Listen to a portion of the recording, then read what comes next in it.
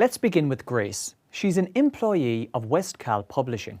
She's been tasked with presenting the quarterly sales figures for the previous 12 months. Grace has a basic understanding of PowerPoint and would like to know more about the features that could enhance the appearance of her presentation. One of the methods you can use to present data is a table in PowerPoint. You can also insert tables from Word or Excel. You'll begin by learning how to create a table. At their most basic, a table is a grid of cells arranged in rows and columns. It's a tool used for various tasks, including presenting text or displaying numerical data. You can even customize tables to fit your presentation. In this basic example, you'll notice information showing sales data for a small company. The top row contains years, followed by the quarterly figures underneath.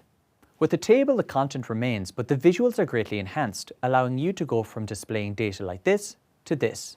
Your sales data organized in rows and columns in just a few steps. Let's explore how this was completed within PowerPoint. There are different ways of inserting tables into your presentation. Perhaps the easiest method is to choose a slide layout that contains shortcut icons to insert content. Simply click the table icon and you'll be prompted to enter the number of rows and columns you want.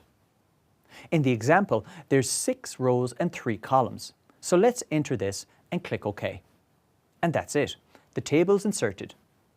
Another way of inserting a table is by navigating to the Insert tab, Table, Insert Table at the bottom. Again, simply select the rows and columns required and click OK. The final way is by clicking Insert, Table, then in the grid below, hover your mouse over the rows and columns you need. You'll notice a preview on the slide as you do this. Once the correct table dimensions are selected, simply click your mouse button and the table is inserted. When the table is inserted, you'll notice 2 new table tabs created along your ribbon that offer additional choices for the structure and formatting of the table. These will be explored in more detail a little later. To navigate through the cells in a table, simply click in any cell to move directly to it. Once you have typed something into the table, the arrow keys allow you to move through the content and go from cell to cell. If you need to move quickly from one cell to another, you can do this by pressing the Tab key. Great, you've now inserted a table. However, what if you'd like to add more rows and columns? Again, simply select the table, navigate to the Layout tab to the right of the top ribbon. Now, on the right-hand side, you'll find the Rows and Columns section. These buttons allow you to insert additional rows and columns. You simply place your cursor in the cell where the next row or column is to appear. Then, select Insert Right to place a column to the right, or Below to place a row below, etc. Maybe there's too many columns now and one needs to be deleted. Within the Rows and Columns section, you'll also find Delete on the left-hand side.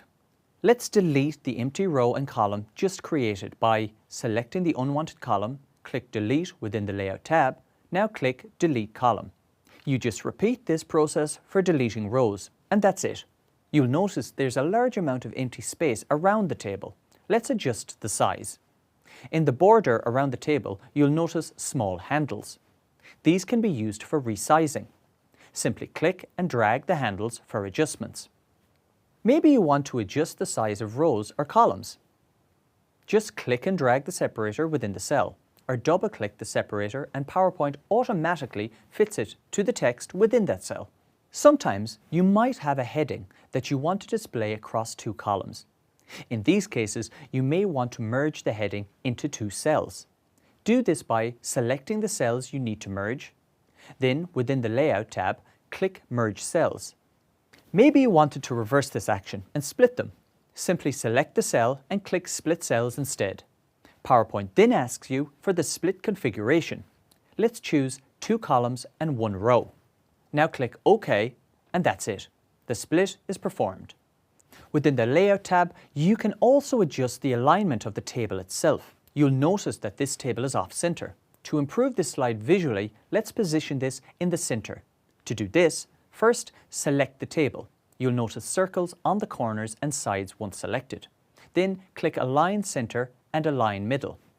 And that's it. The table is now aligned to the center of the slide. Aligning the overall table is different to aligning the contents within a cell. To do this, again, staying within the Layout tab, navigate to the Alignment group. Here you'll find several icons that allow you to position the cell contents in different positions. Let's center the text on this table by selecting the middle and center icons. What if it's decided the table is not needed at all? Select the table again. You'll notice circles on the corners and sides once selected. Pressing delete on your keyboard removes the whole table. However, always check what you have selected before you press delete, as you might have only wanted to delete content within certain cells. Great! Now you've learned how to insert tables and adjust them. However, what if you need to adjust it to match your company's color scheme? Next, you'll learn some tips on how to format your table in your presentation.